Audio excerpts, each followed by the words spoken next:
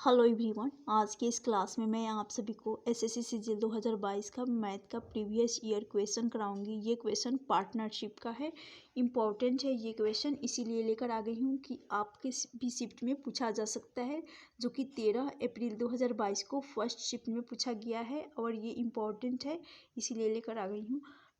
Question है ABC। एक व्यवसाय शुरू करते हैं। ए कुल पूंजी का 33 सही 1/3% और बी शेष पूंजी का 25% और सी शेष पूंजी का निवेश करता है। यानी शेष पूंजी का निवेश करता है, कितना निवेश करता है ये पता नहीं है।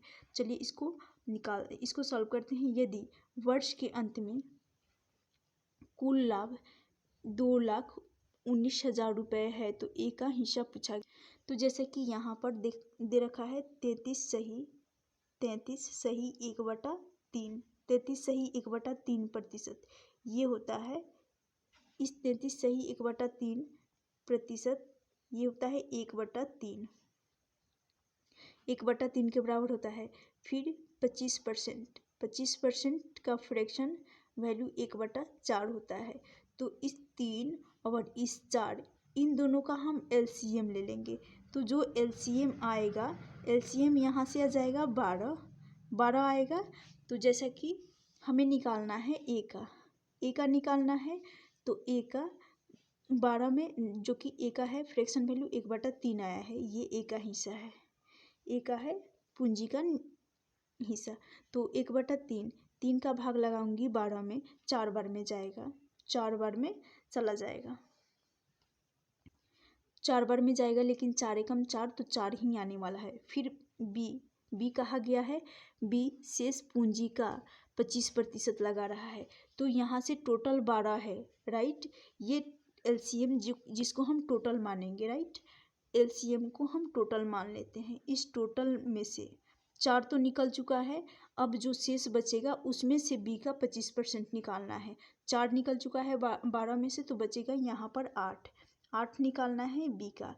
तो 8 का 25% का फ्रैक्शन वैल्यू, इसीलिए मैं बता चुकी हूँ कि फ्रैक्शन वैल्यू, इसीलिए पहले ही एक्सप्लेन कर चुकी हूँ।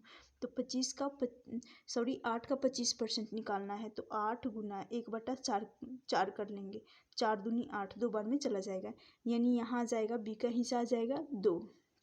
तो इसको 4x अनुपात 2x मान लेती हूँ। और जो सी का है शेष पूंजी, यानी सी का शेष पूंजी कहा गया है, तो यहाँ पर 4 आ गया और यहाँ पर 2 आ गया। तो 12 में से 4 और 2 ये 6 हो गए, ये निकल चुके हैं। तो जो यहाँ पर शेष आएगा वही सी का हिस्सा हो जाएगा। तो शेष जब 6 निकल चुके हैं तो शेष बचेगा 6 ही बच जाएगा, जो कि शेष बचेगा। अब इसको 6x मान लूँगी, इनको सिंपल रेशियो बना लेती हूँ। सिंपल रेशियो बनाऊँगी यानी 2 से काटूँगी, 2 दूनी 4, तो यहाँ से आ जाएगा 2। फिर यहाँ से 2 एकम 2, 3 दूनी 6, तो 2:1:3 आ गया। ए का हो गया 2 बी का 1 सी का 3 अब इन तीनों रेशियोज का योग सम कर लेंगे। तो यहाँ से तीनों रेशियो का सम करने पर आ गया यहाँ से 6। ये 6 रेशियो को बराबर करना होगा। कहा गया है कुल लाभ 2,09,000 के बराबर है, 2,19,000 के बराबर है। तो इसको बराबर कर लेंगे, 2,19,000, 6 से काटेंगे तो ये चला जाएगा 6 3 18, 3 बार में जाएगा। उसके बाद फिर 6 से चला जाएगा,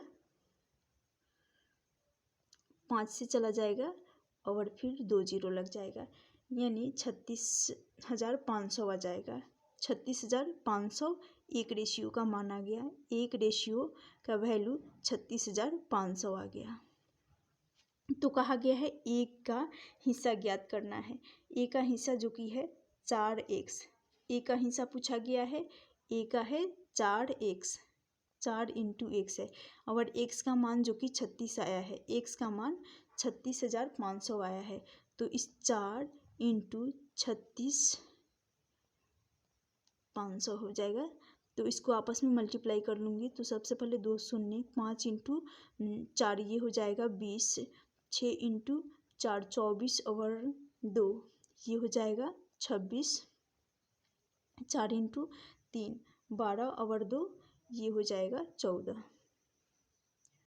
लेकिन ये आंसर इसमें मल्टीप्लाई नहीं किया जाता है, मैं इसको एक्सप्लेन करने के लिए ऐसे मल्टीप्लाई कर दी।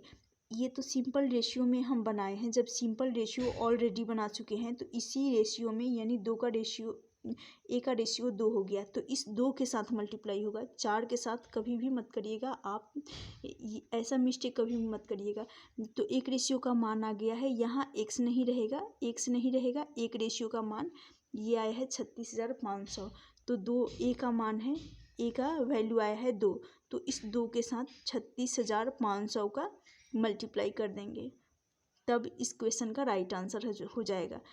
5 दूनी 10, उसके बाद हो जाएगा 3 दूनी 6 और 1 7, 3 दूनी 6,